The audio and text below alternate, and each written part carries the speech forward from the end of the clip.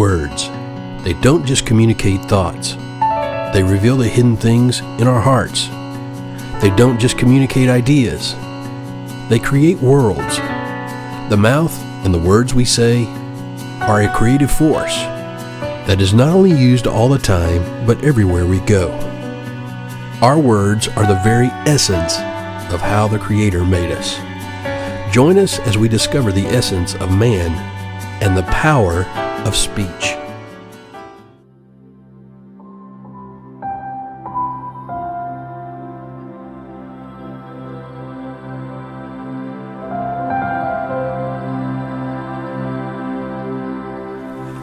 Hey, welcome to day 10 of the Essence of Man and the Power of Speech. And so today, we're still continuing on the theme of making things holy and the miracle of change with the words we speak. And so again, I want to stress we're not talking about some kind of positive confession type thing. We're actually talking about proper speech. Okay, this is important. It's proper speech. Positive confession isn't real in itself because of the fact you can still have things in your heart, even though you're saying positive things in your mouth, and eventually the bad things in your heart's going to come out anyway, and it's going to negate the positive. What we're talking about is a way of life. What we're talking about is proper speech and changing the heart and guarding what's in our mouth so we can better look at our heart and say, okay, I need to change this here. Okay?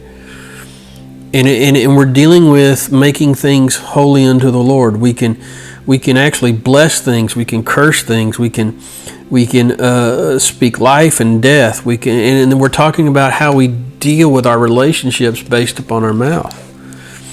And so today, what I want us to look at in the book the Shofetayim, A Lesson a Day. It's an outstanding book. I recommend it.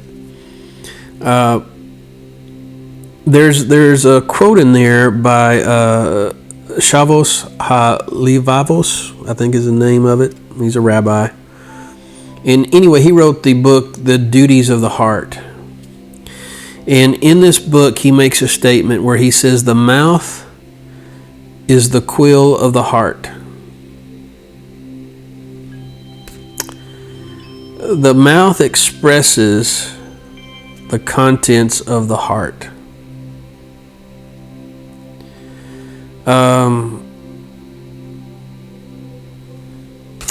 It can speak things of venom. It can speak things of goodness. Either way, it's the outlet of what the heart is wanting to produce. I want us to look at Luke, and I want us to look at Luke 6:45. And this is a pretty powerful chapter, actually. And I hope you start looking at even the scriptures a little differently, and I'm going to talk about that here in a little bit. But here, actually, if we look at verse 43 through 45, we're going to find the essence of man. Okay? Let's just do it. Verse 43. He says, "For a good tree bringeth not forth corrupt fruit." Keyword fruit. "Neither doth a corrupt tree bringeth forth good fruit." So the good tree don't bring corrupt fruit. The corrupt fruit don't bring forth good fruit. "For every tree is known by his own fruit." I don't have to guess if something is an apple tree or an orange tree. I'm going to recognize it by its fruit. I'm going to recognize if you're an orange or an apple. "For of thorns men do not gather figs, nor of a bramble bush gather they grapes." Now listen, here's what I want you to pay attention. A good man out of the good treasures of his heart bringeth forth that which is evil, or good, excuse me. And an evil man out of the evil treasures of his heart bringeth forth that which is evil. So I'll read it one more time. A good man out of the good treasures of his heart bringeth forth. It comes out. I love fountain pens. I'm kind of old school in some ways. I love fountain pens. I even like to write little letters with the where, you know, it's just brown paper looking stuff. Looks old timey. I like using the wax seal. You know, you heat up the little wax in your little thing, you pour it on there, and you stamp it.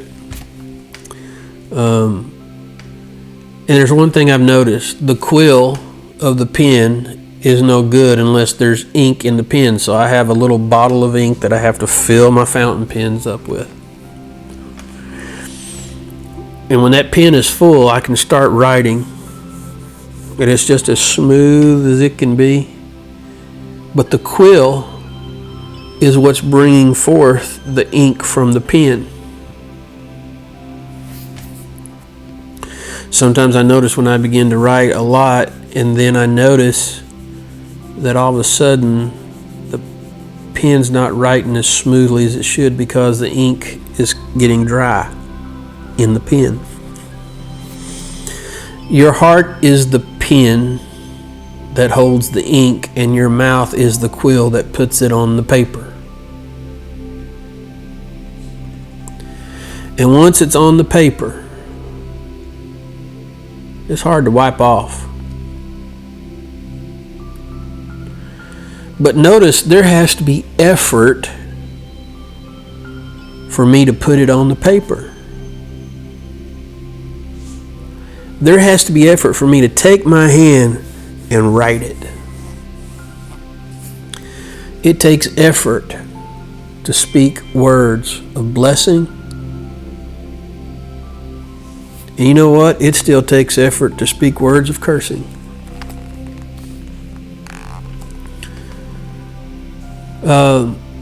But it takes more effort to guard the mouth.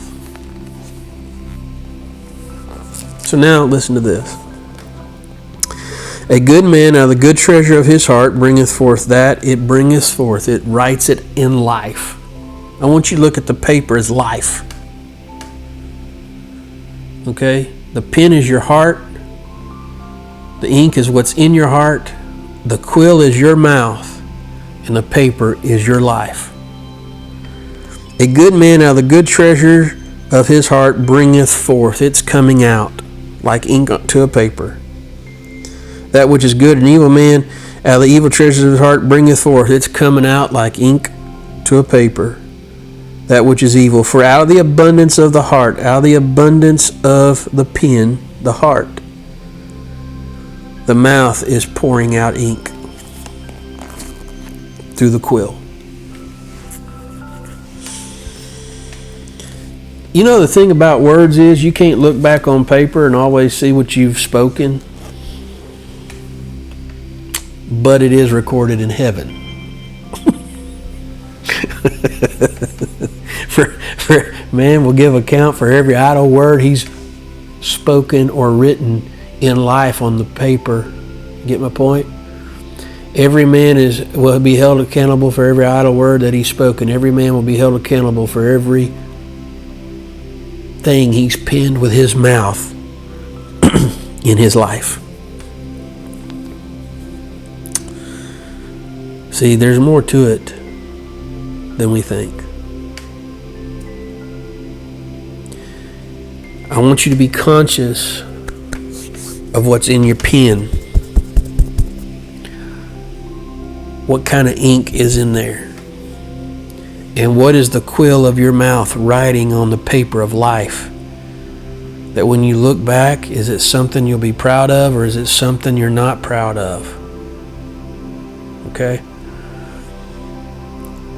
I'm going to make a challenge to you. I want you to go through Matthew 5, 6, and 7. Matthew's chapter 5, 6, and 7. And I want you to start looking at how Jesus is preaching there, but I want you to start looking at how many things as you read it deal with your mouth.